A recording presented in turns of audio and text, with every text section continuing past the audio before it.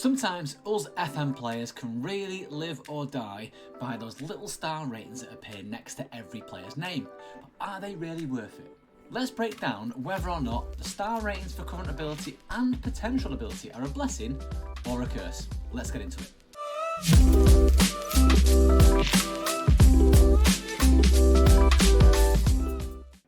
Hi, I'm Matt, and today we're going to talk about star ratings. Are they a blessing or a curse in Football Manager? First and foremost, I want to talk about why star ratings are actually useful in the game. So first of all, it's a really good way of getting a quick snapshot of a new squad. So I've just randomly loaded up a save here. I've picked Fleetwood Town because I know next to nothing about them, and immediately I'm drawn to, right, where's the ability in my team and what do I need to start building around? So you can see I've got some current ability players, I've got some good defenders here at the back actually, I've got some great potential, one that's fantastic in terms of current ability on star rating, and I've also got a little bit of strength around the midfield area as well, with some high potential ability up front. Now this gives me a really quick view of, in theory, from a star rating perspective, who best should I play here at defensive midfield centre between these three DMs that I could choose. You can see one's a 3-star potential, one's a 4-star potential, and one's 2.5 star. However, there is definitely more to it than that. So let's take our 4-star midfielder here, box-to-box midfielder in Matty Virtue. Let's go to the defensive midfielder role, and you can see that's dropped down to 3.5 star based on current ability. Now, I am going to compare with the nearest person. So Matty Virtue was 4 stars at a DM, and I'm going to compare Liam Shaw, who's a 3-star. Now, what I'm doing here is I'm going to Matty Virtue, I'm going to go to compare with, I'm going to go to Liam Shaw, and what I'm then going to do is compare position. Straight away, I'm going to highlight this, I'm going to go to attributes, and I'm going to go to midfield, defensive midfielder. I'm going to go to just defend, for example, because I'm going to pick DM, because that's what I want to play. I want to play a traditional number 6, CDM, however you want to call it, and I'm going to compare these two players. Left-hand side, Matty Virtue is a 4-star player, and the right-hand side, Liam is a 3-star player. Now what I've done here is I've highlighted one key role, which is defensive midfielder and defend, because let's start at that. And already I'm in the attributes tab and I've highlighted the role, so this will give me the key attributes in green for the role that I've chosen and blue for preferable. So as you can see, one's 4-star, one's 3-star, and from a technical standpoint there is only one thing separating them, which is tackling. That's quite important for a defensive midfielder. Now the attribute difference is 3, so Matty Virtue's got a 13 for tackling compared to Liam's 10. But if I go to the mentals, it's in here now. You can start to see where there's, a little bit of a swing. Anticipation's a bit higher for Liam Shaw. Concentration decisions, again, a little bit higher in terms of there by 1 point. And then positioning and teamwork is higher for Matty Virtue than it is Liam Shaw. So you can start to see why there is a difference between star rating, because one's a 4, one's a 3, but the overall average attributes are exactly the same at 11 each. So in theory, is that going to separate them? Well, I've chosen defensive midfielder, but how about I'll take it a little bit further. I want this person to play a midfield role, which is still defensive, but as a ball winner.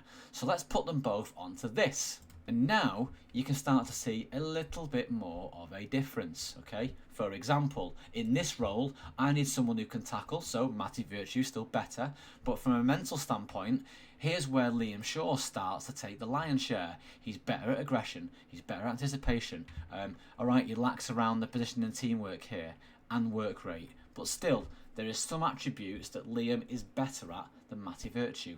Is it worthy of a full star? And I could say yes it is, but here's where it then starts to get a little bit more misleading. Because between them both, there isn't actually much to separate them from. Yes, one is better at positioning and tackling, therefore clearly the more favourable person to put in that role. However, star ratings are only comparable to the rest of the players at your squad. What does that mean? So, you can now see Matty Virtue is no longer a 4-star player. He's actually a 3-star player. And why would that be? That's because we've got ourselves a Rodri, ladies and gentlemen. Rodri has signed for Fleetwood Town. He hasn't. I've used the editor and I've flung him in. But the point I make is, as a defensive midfielder playing that role of defensive midfield, he is now the 5-star player in there because he is elite compared to everybody else in there. To be fair, he's elite anyway. He's the best in the world. But compared to everyone in this squad, he is leaps and bounds ahead. But what that's done is that's compared his current ability with anybody else's.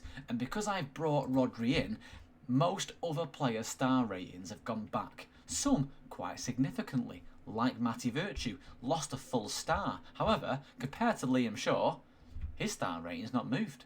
So you can see how that started to get confusing. One's gone backwards, one stayed the same, because one great player's come in. All of a sudden you're like, how good is my squad? Psst, now's the chance to go back and just favourite my old video around squad planner comparison tab.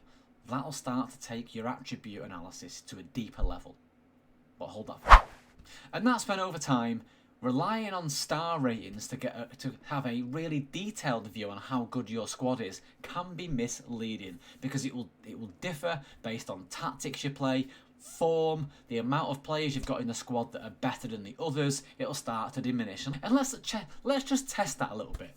We've got Brendan Wyadu here, who is a 4-star centre-back, right? He's going to be played at centre. Well, actually, he's a 4-star defensive ball-winning midfielder, but he's a 3.5-star centre-back, right? So let's bring in a world beater and see what happens. Even more great players signing for Fleetwood. I've signed Marquinhos, and I've also signed Ruben Dias.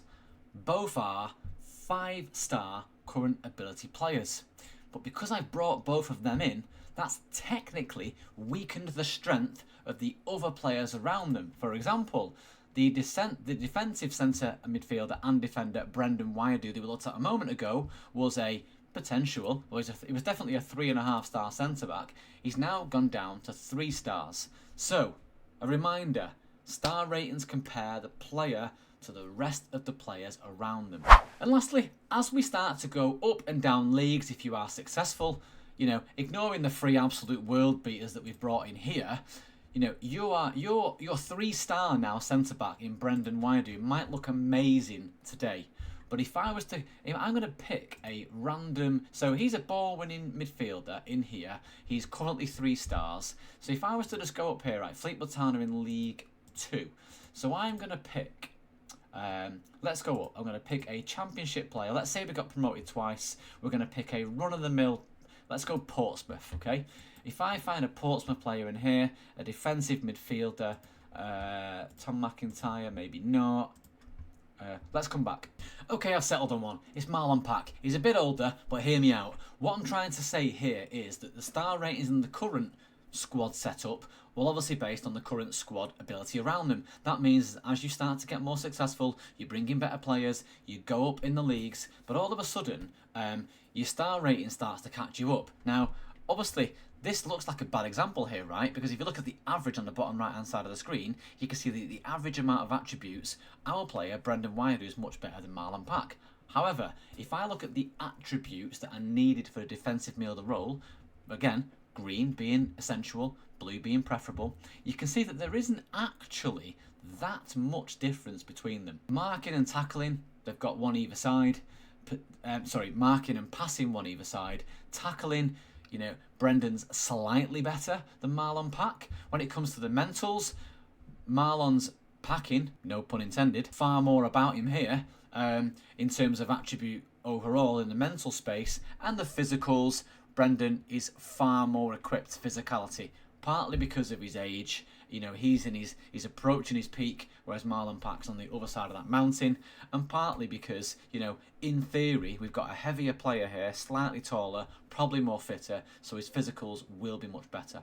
But when it comes down to the match engine itself and what you really want from this player, you want someone who's going to sit deep, hold position, tackle to win the ball, and be relatively strong.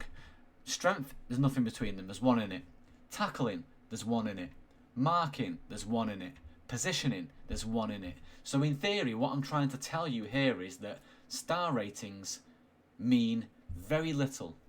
Always look at the attributes and analyse them yourself. And the second point I was making there, which is kind of lost in translation, but basically, the higher you go up the leagues, the better players you're going to bring into your squad, then the star rating starts to diminish based on how good overall that player is compared to the rest of the players that are in there. And to labour that point again, I'm going to use Brendan knocking down from a 4-star centre-back / defensive midfielder down to a 3-star because I have brought in 2 5-star centre-backs to compete for positions, and therefore, whilst making the team better, made the overall squad in some areas slightly weaker in comparison to the elite players. So how can you use star ratings better? Firstly, they're a guide.